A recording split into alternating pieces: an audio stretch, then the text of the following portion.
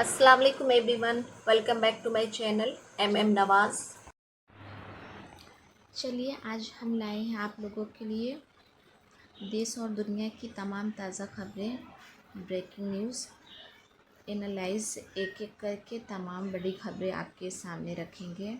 सबसे पहली और बड़ी खबर में आपको बताएंगे देश के प्रधानमंत्री नरेंद्र मोदी ने मणिपुर दौरे के बीच मणिपुर के अंदर बीजेपी में ज़बरदस्त बगावत हो गई है। मणिपुर में बीजेपी के 43 से ज़्यादा नेताओं ने एक साथ इस्तीफ़ा दे दिया है, जिसमें बीजेपी में अफरा तफरी का माहौल है।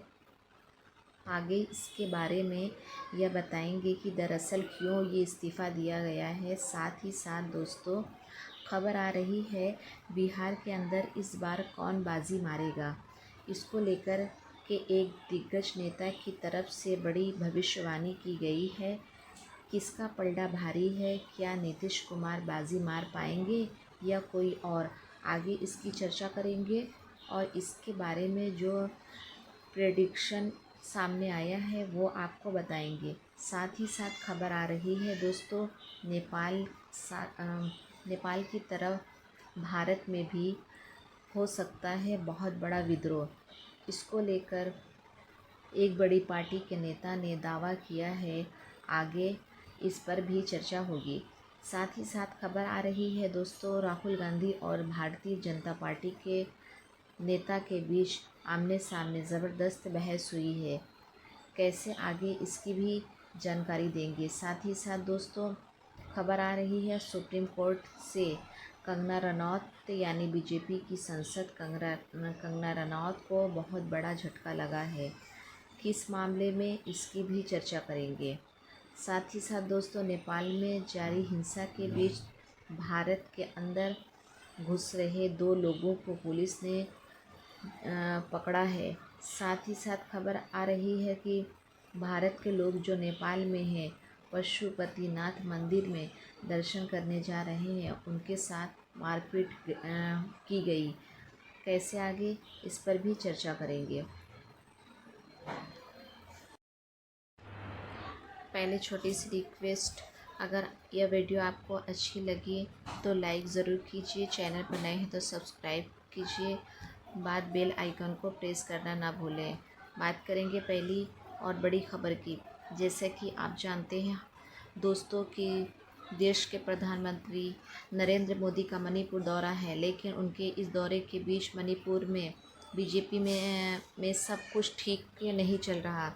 43 यानी 43 से ज़्यादा नेताओं ने एक साथ मिलकर के पार्टी छोड़ दी है, इस्तीफ़ा दे दिया है। बीजेपी सदस्यों ने एक बयान में कहा है कि वे पार्टी में भीतर वर्तमान स्थिति को लेकर ही बहुत चिंतित हैं, इसलिए यह अपने तमाम पदों से बीजेपी को टाटा बाय बाय कह रहे हैं।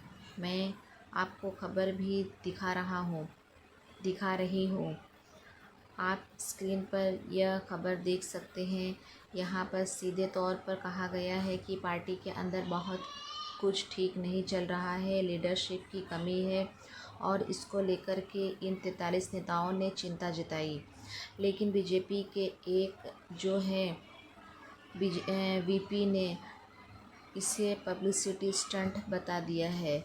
लेकिन दोस्तों ये अपने आप में दिखाता है कि तरीके से भारतीय जनता पार्टी मणिपुर के अंदर अब टूटने की कगार पर पहुंच गई है।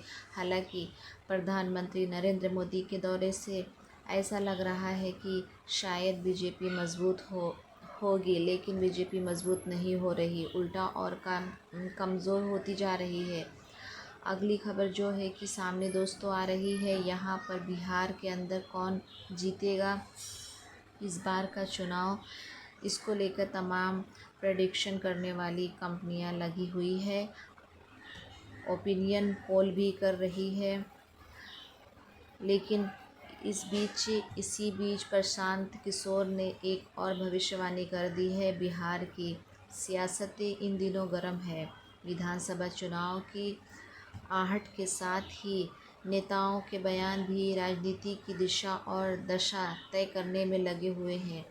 इसी बीच देश के मशहूर चुनावी राज्य रणनीतिकार से नेता बने। प्रशांत किशोर ने हाल ही में दिए इंटरव्यू और फिर बेगूसराय की सभा में कई ऐसे दावे किए हैं जिसमें राजनीति हलचल तेज कर दी है। प्रशांत किशोर ने बताया है कि इस बार बिहार चुनाव में उनकी पार्टी जन स्वराज 245 विधानसभा सीटों में से कितनी सीटें जीतेगी।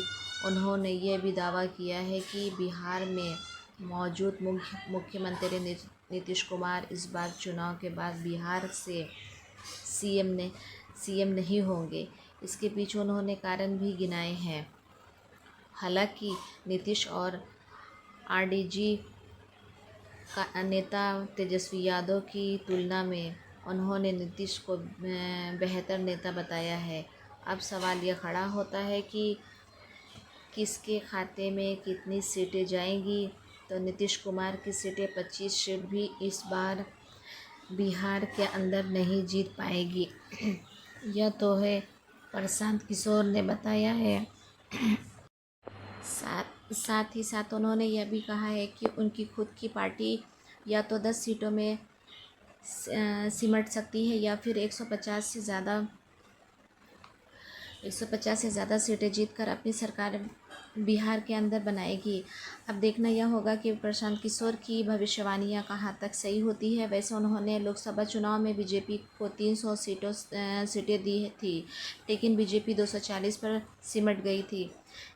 इससे उनकी इस भविष्यवाणी पर यकीन करना बहुत मुश्किल है।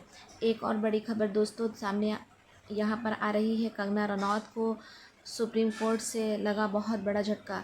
फिल्म अभिनेत्री और बीजेपी सांसद कंगना रनौत को सुप्रीम कोर्ट से एक बड़ा झटका लगा। बॉलीवुड अभिनेत्री और बीजेपी सांसद कंगना रनौत की यह याचिका पर सुप्रीम कोर्ट ने सुनवाई से इनकार कर दिया है।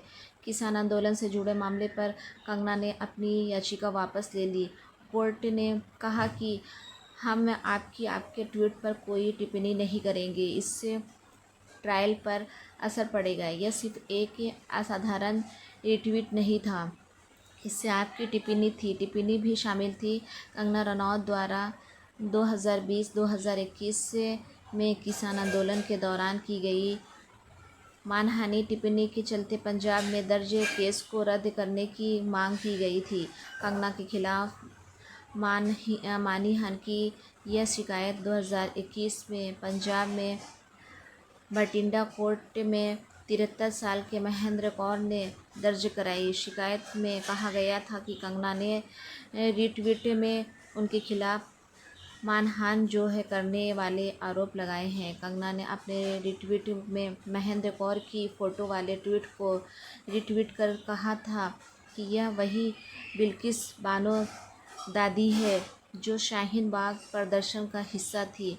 तो किसानों को बदनाम करने के मामले में कंगना रनौत के खिलाफ जो याचिका लगाई गई थी कोर्ट के अंदर, उसने कंगना रनौत अब फंसती हुई नज़र आ रही है और अपनी इस याचिका को रद्द करवाने के लिए वो सुप्रीम कोर्ट पहुंची थी, लेकिन सुप्रीम कोर्ट ने उनकी याचिका सुनी ही नहीं, उन्होंने वहां से निकाल दिया।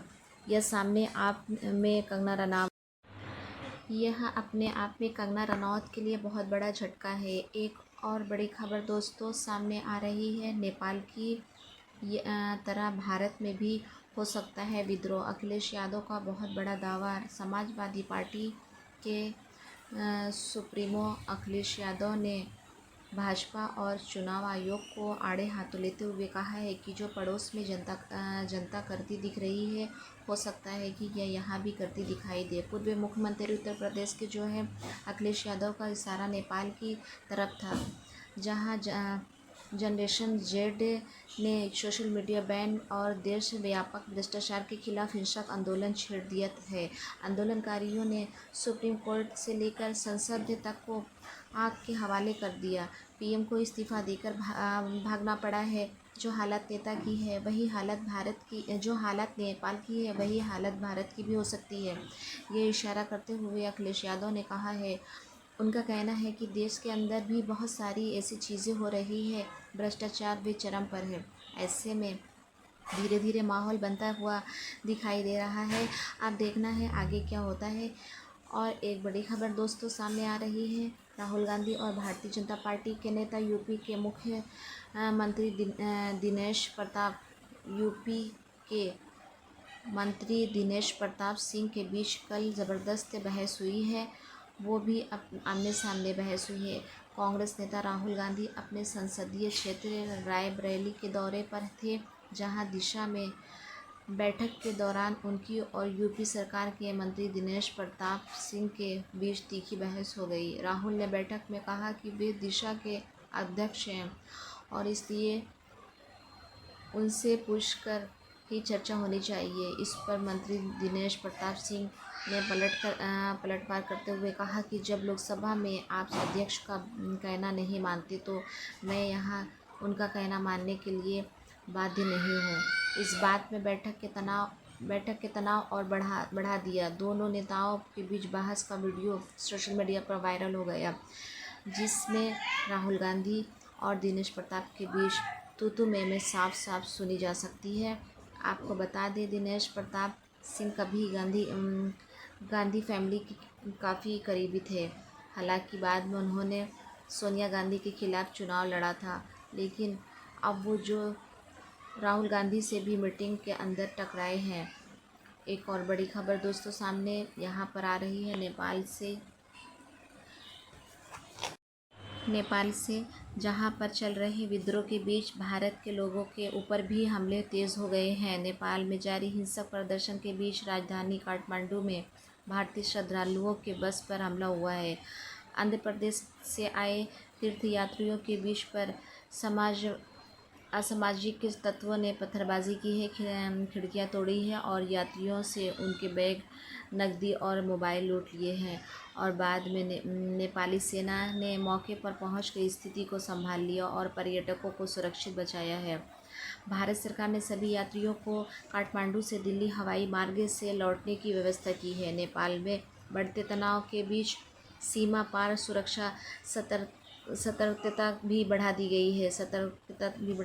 इस पर आपकी अपनी क्या राय रहेगी, कमेंट सेक्शन में ज़रूर बताइए। वीडियो अच्छा लगे तो लाइक शेयर, चैनल पर नए